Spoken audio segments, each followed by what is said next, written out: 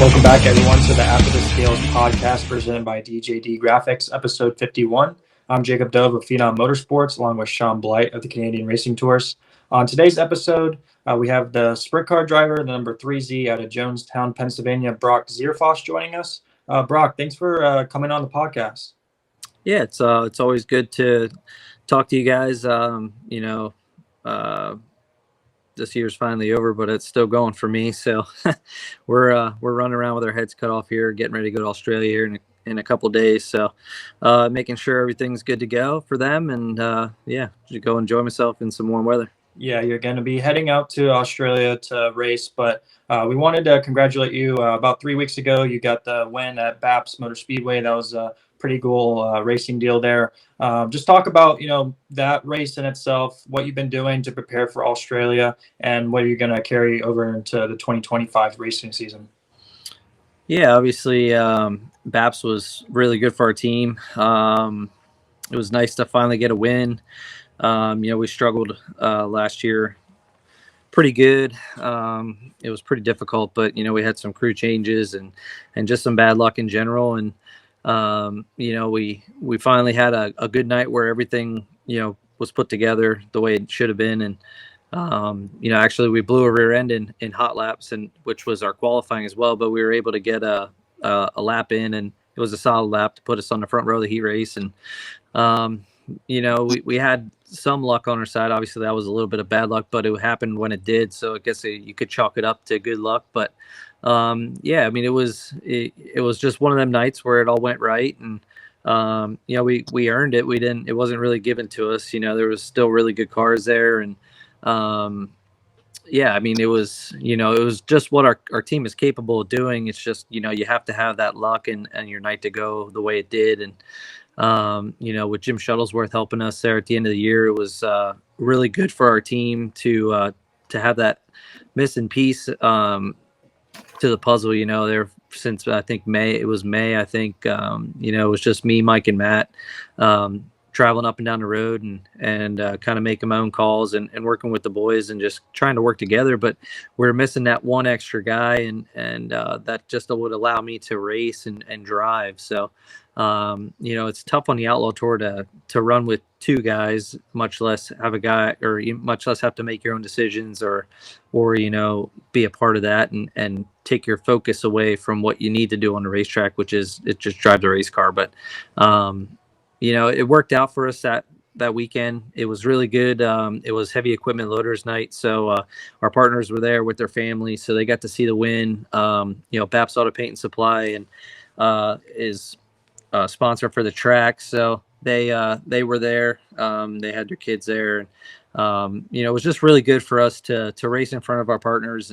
and be at home and finish the season on a high note. So that really brought us into the off season with some confidence, and we're really looking forward to getting to Florida. And the racing's not stopping for me, like you said. I'm going to Australia here on Monday, so it's busy time of year for me. The boys don't quit, so our off season isn't an off season anymore. We already have our cars and we're already building for Florida. So with me away from the shop for a month is one less set of hands to get stuff ready. But we've been working hard. I've been working hard ordering stuff for the boys, making sure everything's in order before I leave here so that they can get everything situated. So excited to get over to Australia, run for Sean Cairn again. There's a lot of money this year up for grabs in Perth and on the western side of the state. So excited to have a chance to run for some good money.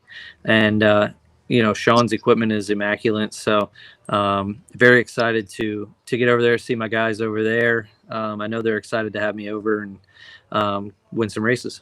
Yeah, and Brock, you've gone to Australia the last few years, teaming up with Shaun. What keeps you coming back there every year, and how did that deal come about?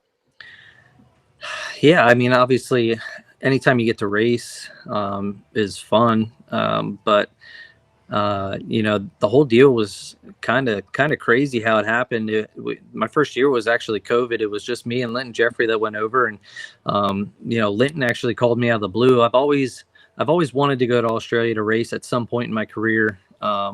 and be able to do that and just at least once. But Lynn Jeffrey called me right in 2020, and he asked if I'd be interested in going, if he could make something happen. And it actually, I went through probably 3 or 4 car owners, and they all said yeah, and then they backed out a week later. And it was kind of it was pretty hectic. It happened all in about a week. So they actually asked Shaun the first time. Shaun was out of it for 6-7 years before this, and I think the last time he had somebody over was Steve Kinzer.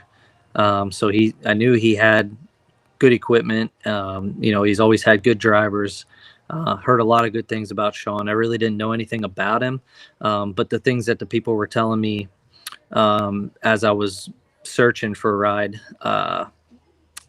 there was nothing bad to say about the guy. So I knew I was probably going to be in a good position to be in a good car and have a good chance to win over there.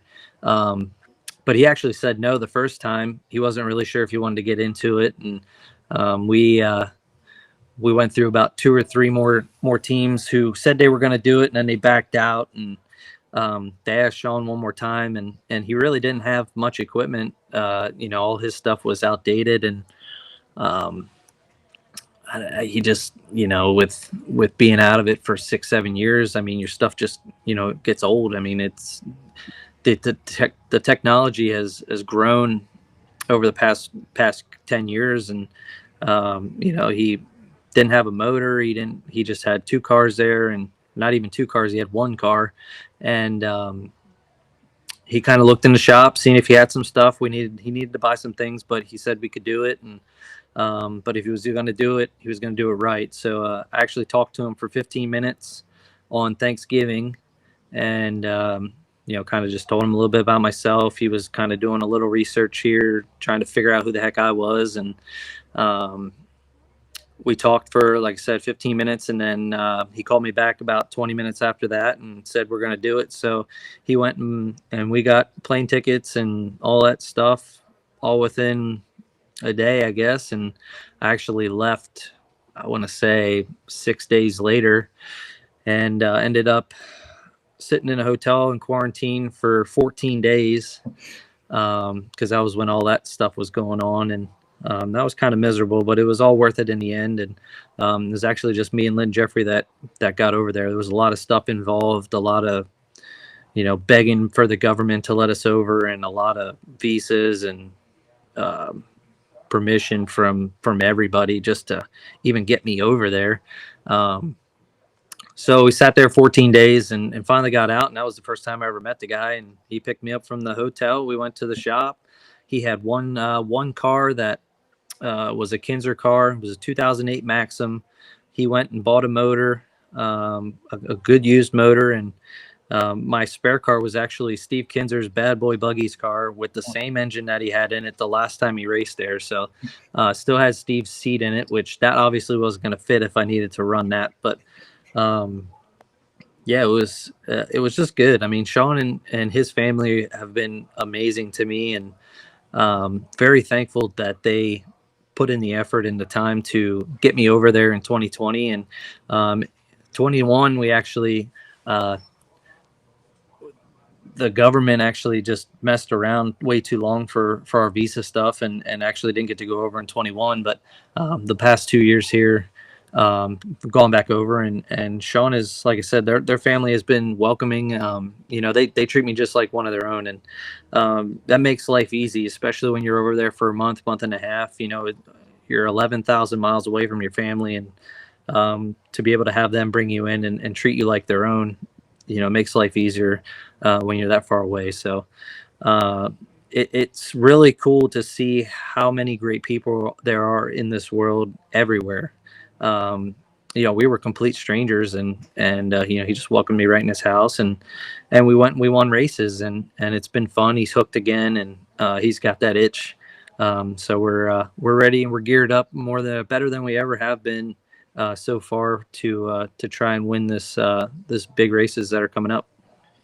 Yeah, I wanted to add that it's really cool that we're so used to in America having the guys like James McFadden, Lynn Jeffrey, Jamie Beal, all these Aussie guys coming over here and race against the U.S. guys and, doing pretty good. Obviously, it was tough seeing James McFadden go back to Australia and not compete next year with us. But, just talk about, guys like yourself and Corey Elias and Chase Randall, Shaun Hansfield, all these guys going over to Australia and racing against a stout competition. I mean, you got a lot of really good race car drivers over there that are trying to defend home turf, and you got the Aussie crowd, booing the U.S. guys, but also still excited to see, the top World of Outlaws and high limit guys racing in Australia.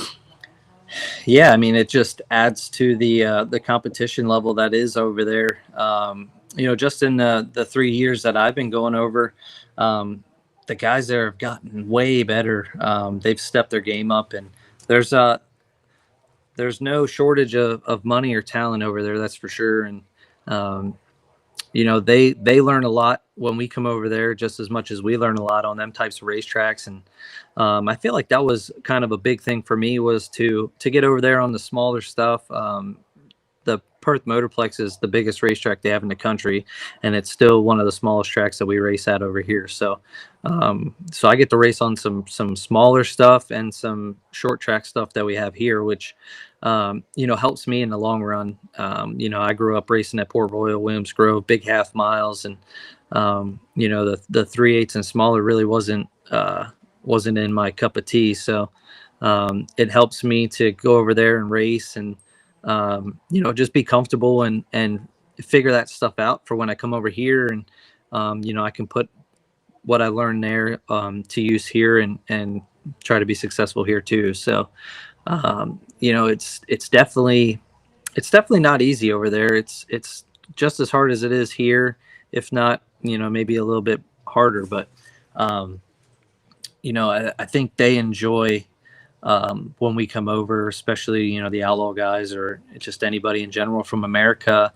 because they can gauge what they need to do to get better when we come there. So it's just like when you race locally and the Outlaws come, you race against them, and then you see what you need to improve on. And it's just the same for them over there. But their equipment is just as good as what we have here. The talent level there is just as good too, but it makes it exciting for the fans because they get to watch us in America, but we're 13 hours behind them. So when they're in bed, we're racing. So it's a little bit different, but they get to see us live and in person. They get to meet us and talk to us, and the fans there are amazing.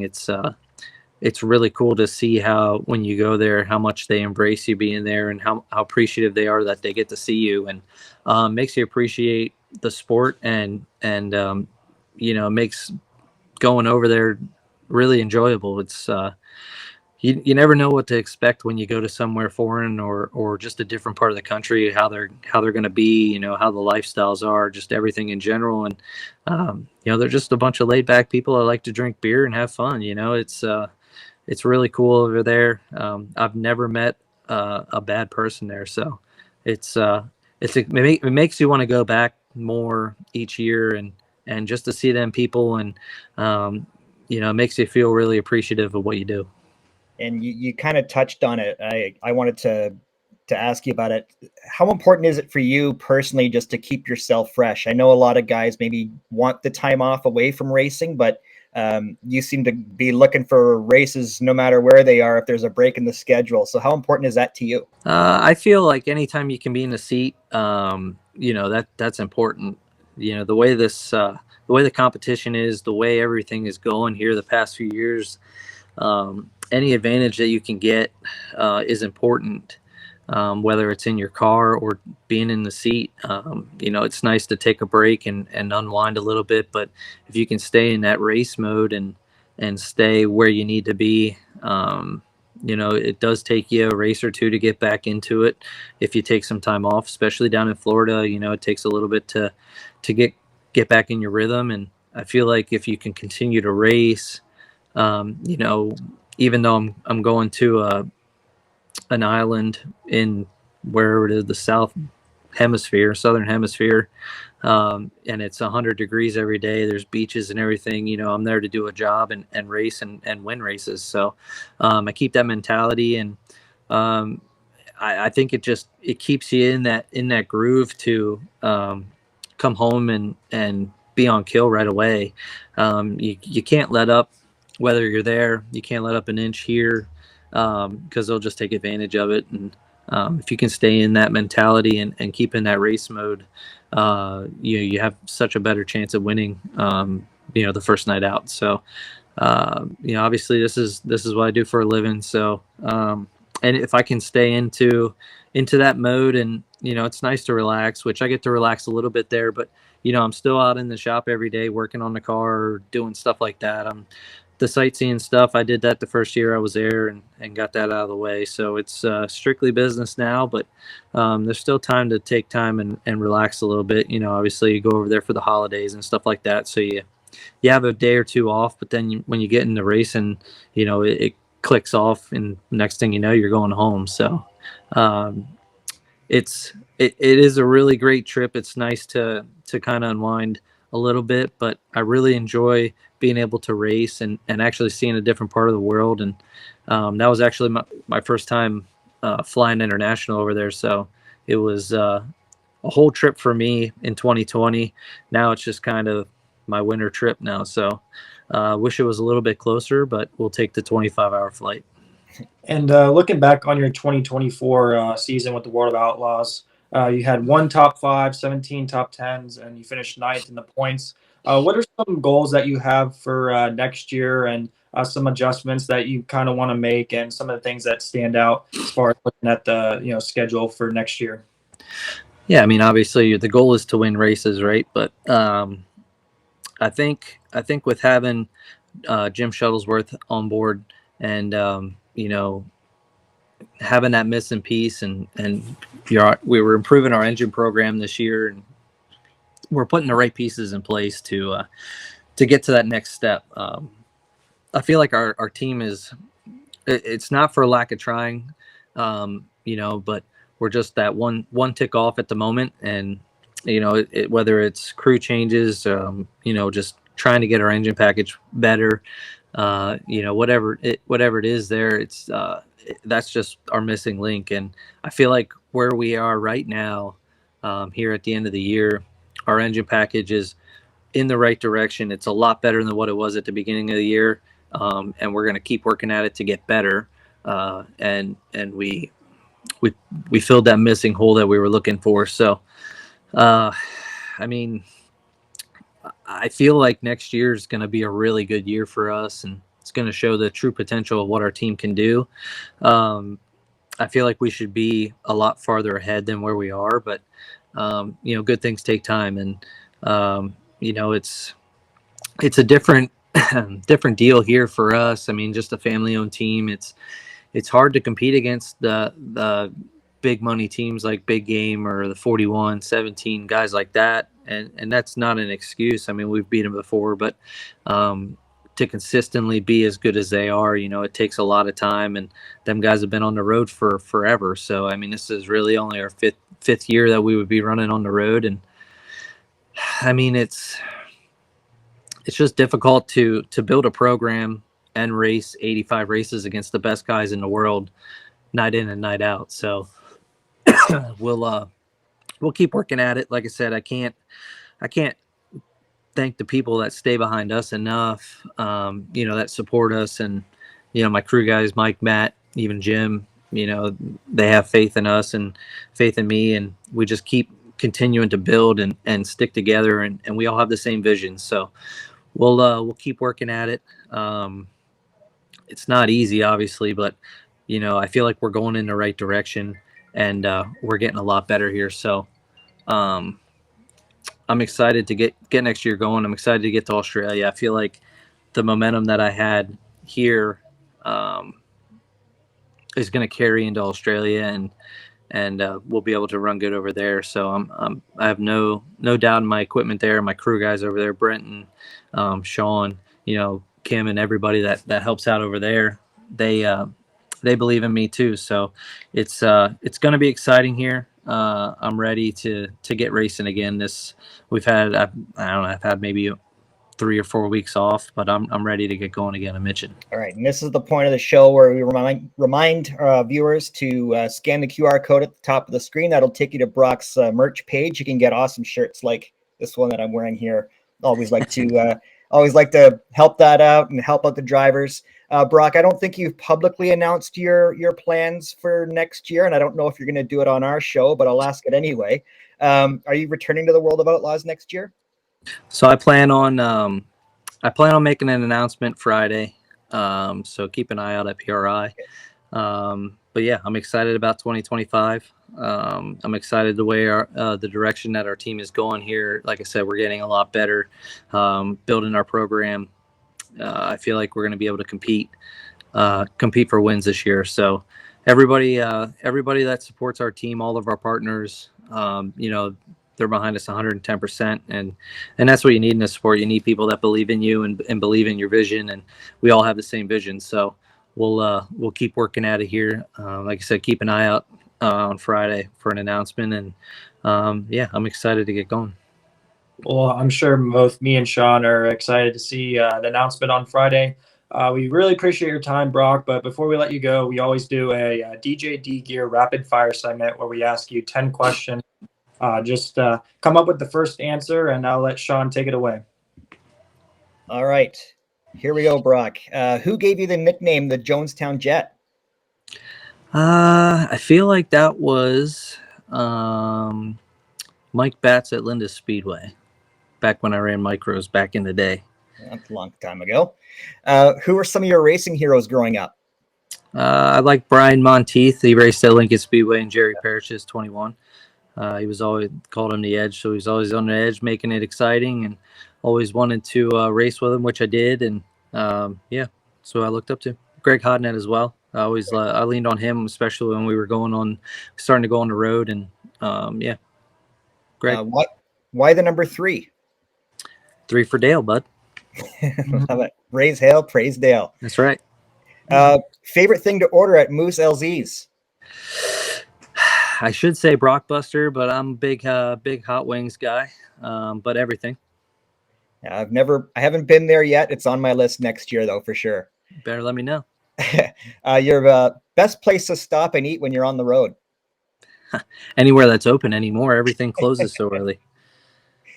What's the best racing movie of all time? Days of Thunder. All right. How do you plan on killing time on your flights to and from Australia? You got any movies or anything you got set aside? Sleep and whatever movies. I'm going to Hong Kong this time, so hopefully there's some English movies and not Chinese, because I won't understand a word. What's the best beer in Australia? Well, if you say Foster's, they'll tell you you're an idiot. But yeah, I don't know. I mean, I'd say, man, what the hell is it? It's like golden something. I forget what it's called. All right, and last one, because we had Kai Blight on earlier, and we were talking about spiders and insects in Australia. What's the biggest spider that you've seen over there? I haven't seen a big spider, but I've seen a few black widows last year. But truthfully, they don't really have too many. They spray he just sprayed for spiders when I got over there the first time, and so they were kind of all coming out. But they kind of stay away from the urban areas. I've seen plenty of kangaroos though. Yeah, they're like squirrels over there, aren't they? Pretty much, yeah. They get in the way too. Well, we really appreciate your time, Brock. We are looking forward to the announcement on Friday, and obviously we wish you the best of luck going over to Australia and trying to beat those Aussies. I know James McFadden's probably going to be one of the favorites, so it should be cool to see the U.S. guys try to go beat them. We wish you the best of luck, and thanks for being on the podcast today. Yeah, it's appreciate you guys having me on here. Hopefully we can chat again another day.